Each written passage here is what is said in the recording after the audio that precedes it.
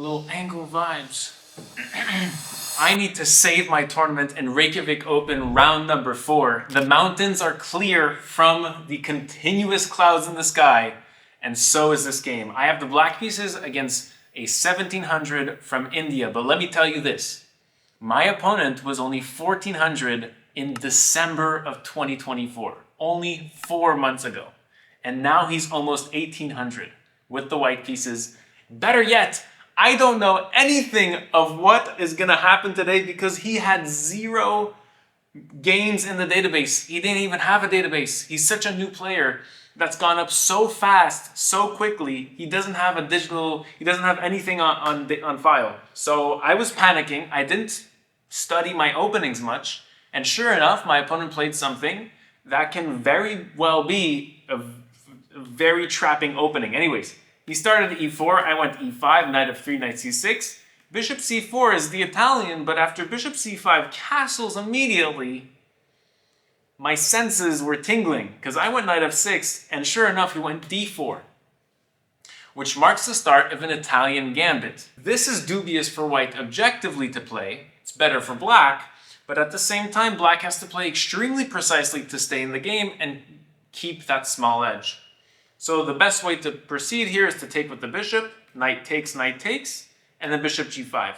Realize on the left side of your screen, my opponent has an hour and 33 minutes to his name.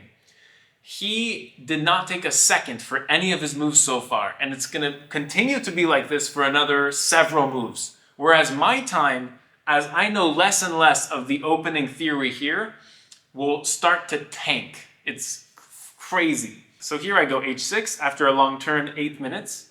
My opponent goes bishop h4.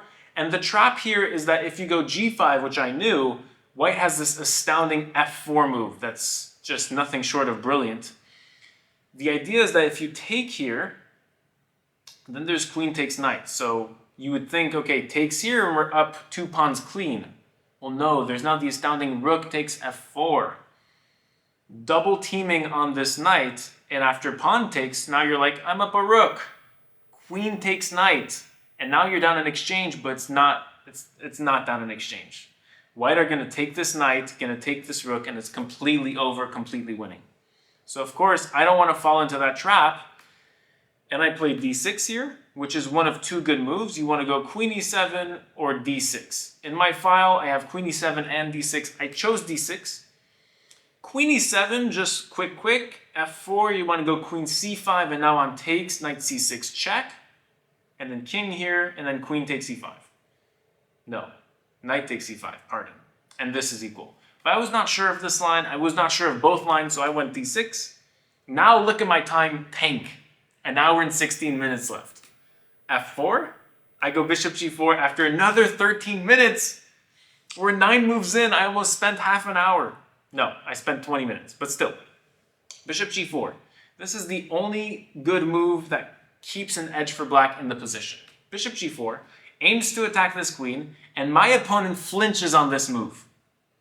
Which was crazy because, okay, at the first look, it looks like you're giving a piece. So on bishop takes, if you take back with the queen, queen takes, and you're down a piece as black. So you don't want that. But the idea is that you take the queen first, and after bishop takes queen, now it's anyone's game. Now, this is where I don't know the next move of opening theory for black. In this position, surprise number 1 of this video, a certain grandmaster playing this open tournament, Vasil Ivanchuk, who's a friend of a friend of mine, he knows about me. He comes over to my board and checks over the game. He looks at the position, basically. He takes a glance for 15 seconds. This is one of the greatest chess players of all time, just FYI. He takes a glance, and after a moment, I don't know if he meant to do it, but he did a little, something like that. Like showing his disapproval of the position. To me, that's what I received. So I was panicking on this move. But I still thought that this was okay. And I was between bishop e2, rook takes, and knight takes. And after a very long time, now it's a very long turn, 18-minute turn, I play rook takes, which is the only good move. And basically there's problems with all of these. So on bishop e2, there's bishop takes, knight takes, but then king f2. And now I thought knight d4. I thought I had this in my file, but I just wasn't convinced. Bishop takes c7, king here, bishop here, and it just looks like it's not enough for black. Not enough for the two minor pieces. So, and the knight takes here, same, like white recovers the bishop. Notice that in this position, I'm down a piece. So I have to recover that piece as soon as possible. Rook takes. So now I'm up a pawn in this position. My opponent plays c3 first. He could have taken.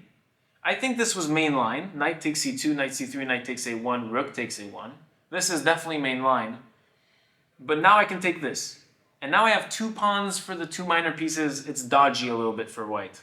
So I went with knight c2, which is a mistake. So the first thing that came to mind was bishop e2. I thought he blundered this, and he did, apparently. But upon looking, okay, so if takes, this blunders, right? Because of check picking up the pawn, and now black is up 2 pawns clean. And if you take my knight, then I thought bishop takes c4, but then I saw rook c1, and then this is falling. But what I missed is that bishop a6 or bishop d3. I looked at bishop a6, and then I looked at rook takes. I really didn't like this for black. Takes, and I'm a pawn up. I'm a pawn up here. I don't know. It doesn't feel like I'm a pawn up in this position. I finished my calculation at rook takes c7, and I was like, no. So I went knight c2, which is a slight mistake, and white is actually a little bit better. Small edge for white.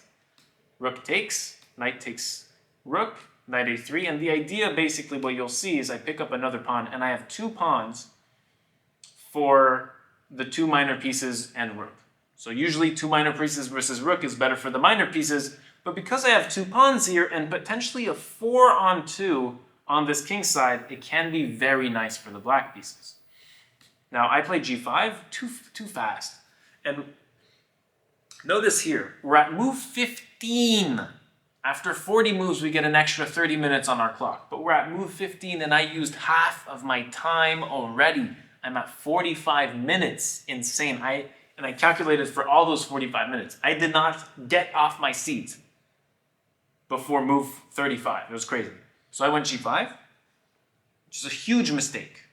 Really, really too rushed of a decision. So I said to myself, I have to play faster now because I used so much time, but g5 is just too fast. And we'll see why that's not good, but best was castles. And so there's no rush for g5. Maybe why I was so anxious about it is that the rook is going to come in. But I just always have g5 here. And there's no h4, I always have g5 as well. So it was really no worry. So castles, knight here, c6, knight here. This is kind of what happened in the game. But now rook fe8. So I should have castled, which in an endgame, you kind of want your king to be active. So that's why I didn't castle, as we'll see. So I played g5. My opponent played knight b5. And I had c6. So if you take, the knight is trapped with rook a8. So knight d4. But this was his plan the entire time. He plays fast. And now he's +1. So I'm in trouble, and I feel like I messed up. Because I felt like I messed up here. So I go king e7. And now I'm expecting like check. Or you know what was strong? I thought rook f1. And the engine confirms. Rook f1 and g3. Anyways, he plays rook e1 and I have a smile on my face. Rook he8 equalizes by giving a pawn. So I didn't want to blunder a pawn, so I played king f6. And now I saw g3 for him. And I was like, oh my god, g3 is so good. On takes, rook f1 check. And now my king is in serious trouble. Even like checkmates are available there. I didn't see g3, and he missed it again. He played bishop d3, a passive move that takes the bishop off the weakness f7. And suddenly I played this very fast. Notice, for this setup, now I have 22 minutes in 19 moves. In 21 moves, I get 30 minutes plus. But until then, I have 22 minutes for 21 moves. Absolutely insane. I'm basically at 1 minute or less per move. My opponent plays king f2. And yeah, here I felt like the tables turned a little bit more, but I have to find the right plan. let's see if you can find it. Black to play in this position.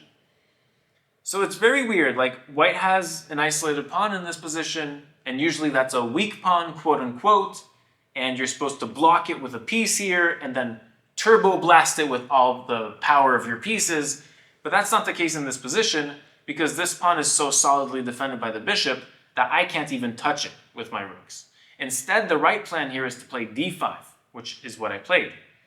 d5 aims to trade off the pawn, which usually you don't do that favor for the white pieces, but we trade off the pawn to liberate this pawn that would have been blinded or reduced by this pawn on e4. And in doing so, you know, if you take, now I want to trade rooks, which usually you wouldn't want to trade rooks in this endgame because you want to keep pieces on the board when the material imbalance is not in your favor. But here we want to trade because after takes, takes, rook takes, now we traded off the isolated pawn and it's a 4 against 2 on the king side. And now black has some serious play. So d5, my opponent played knight f3, which I didn't like. I didn't like knight f3, it's a passive move. He wants to go e5, but this is not in time. And my plan comes to fruition. I go d takes e4. Forcing one of two moves, bishop takes or rook takes. Rook takes is a direct avenue to just trading rooks, which is good for me. So bishop takes. But now I have g4, which I played super fast. As you can see, since 3 moves ago when I had 21 moves for 22 minutes, now I have 18 moves for 22 minutes. I have been playing the last 4 moves at a rate of 30 seconds compared to 30 minutes before. So now knight here, and my idea is I go c5. And suddenly the knight has no good squares. Knight here blunders the bishop. Knight c2 blunders rook d2 check. So don't mind this arrow. Rook d2 check. Rook here, rook takes, king takes, and then the bishop hangs. Knight here blunders rook takes e4, and we get into a rook endgame with 2 pawns up for black. Knight here, I saw a6, and if knight here, then I go rook e7, and if knight here, then I go rook takes, and otherwise the knight on c7 is trapped. And so the only good move left is knight b3, but it's not great for the knight because now I can practice something very valuable in chess, which is called restriction.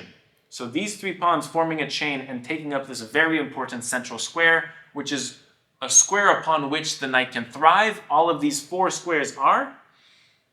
By taking this away from the knight, it is restricted from being in a central square which it would dominate in, and now the knight is just less valuable than 3 points. Also, during the game I had this very nice realization that I said, I have to say this in the recap.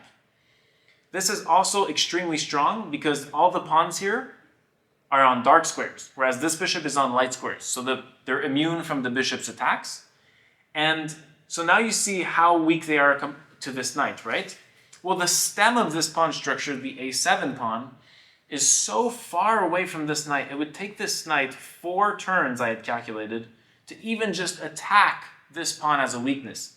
So why is that? Because this pawn is so far back in my zone, and this knight is so far away. So I had all that conscience when I was playing this out, and I was very happy to see this, because the knight is terrible. And as we'll see in the game, it just gets worse.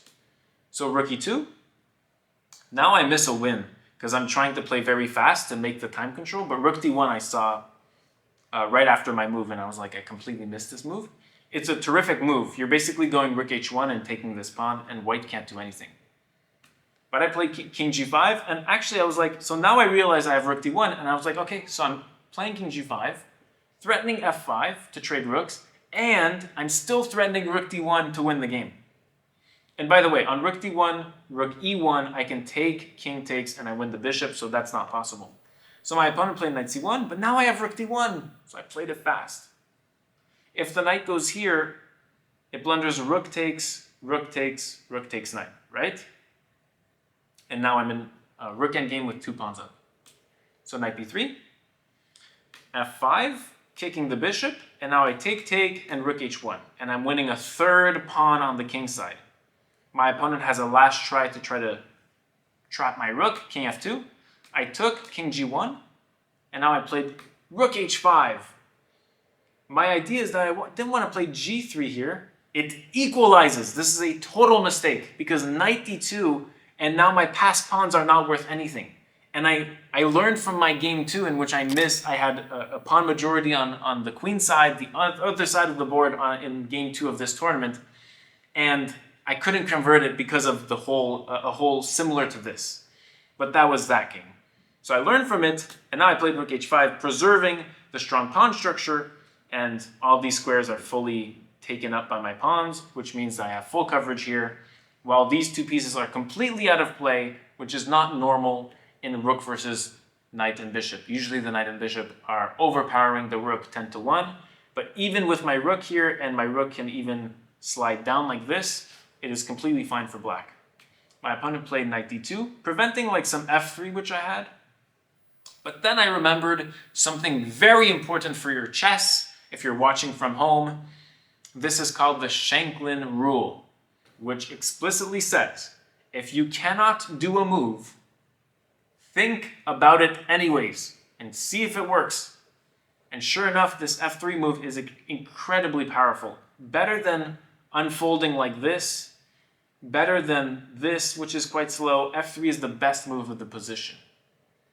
I'm sacrificing a pawn to get 2 outside passed pawns. Better was king f4 here. Well, I played g3. g3 is very nice. It's just as nice.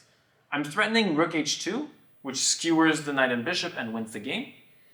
I'm also opening up this square for my king by playing f3. So my king gets here instead of here, which was kind of an awkward square. This is much better, and we'll see why. So g3, my opponent goes knight here, and basically why I like this square so much is that it's far away from everything. As we saw, these two minor pieces have some blind spots, and this is one of them. If you're on a dark square, you're in the blind spot of this bishop, and if you're on a dark square that's 2 diagonal squares away from this knight, you're on the blind spot of this knight. So for example, let's say any move, king f4, this knight would need 3 moves just to check my king. And it's 1, 2, 3. And in the interim, I have like king here, g2, and maybe like rook h1 winning, right? So both pieces are completely placid in defending against this super nice king. Knight f1, attacking this pawn. Now you could go f4, but you're blocking the square for the king to come in. So king f4 is a better piece to protect. And now with king g2, you go rook g5, and that b3 pawn is defended enough. So b4, I go rook g5, take, oh, okay, bishop back to d1 defending this. Now I go h5. My plan is simple. I want to just go here. My opponent plays knight d2. I go h4. My opponent wants to like take, knight here, knight takes, and let's see if he falls for this, I think. So my opponent goes b takes c5, and here I realize that h3 is winning. So I do it. It's kind of a fancy move, but on takes, the idea is that h2 check wins. So if king h1, I have this nice g2, king here, check, king here, and checkmate. And on king here, then I have rook h5. And now I'm threatening the queen here, and if king h1, I have g2 check, king here, and h1 queen, and white doesn't have time to promote or check me. And so this is my first win of the tournament, a very important win for me personally, because yesterday was an extremely hard day, mentally, physically, and emotionally, having 2 draws against lower seeds. So tomorrow, hopefully we can continue this climb on the Icelandic mountains. And thank you so much for watching once again. I truly support your endowment, your endorsement of the channel. With your likes, with your comments, with your energy, with your everything, your smiles in the comments. I read them all. Thanks for watching, and see you next time. See you for round 5.